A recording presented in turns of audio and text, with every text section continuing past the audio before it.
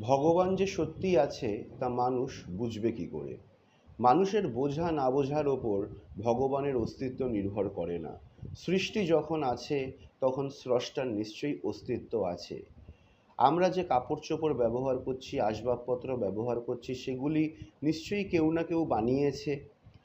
অতএব আমরা কখনো বলতে পারি না যে এগুলির নির্মাতা কেউ নেই।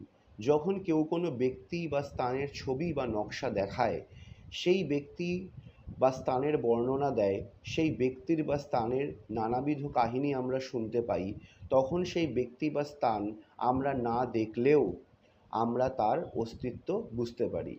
আমরা নিউ ইয়র্ক বা আফ্রিকা কোনোদিনও না দেখলেও তা আছে বলে সহজেই স্বীকার করে নিই।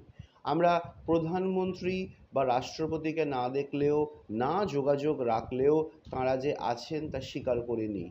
এই যদি সত্য হয়, তবে বিশ্বস্রষ্টা পরমেশ্বর যে কেউ একজন আছেন, সেই কথাটি কেন সত্য হবে না? যখন মুনি ঋষিগণ ভক্তগণ ভগবানের ধাম, নাম, রূপ, গুণ, লীলাবিলাসের যাবতীয় কাহিনী ও চিত্র নকশা প্রদান করে গেছেন, অবশ্য ভগবান বলেছেন, ভক্তা মাম অভিজানতি, ভক্তরা আমাকে জানতে পারে, কিন্তু মূঢ়য়ং নাভিজানাতি, গণ্ডমূর্খেরা আমাকে কিছুতেই জানতে পারবে না।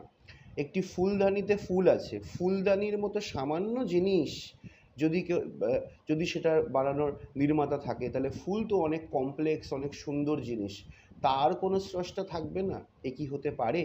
হরে কৃষ্ণ।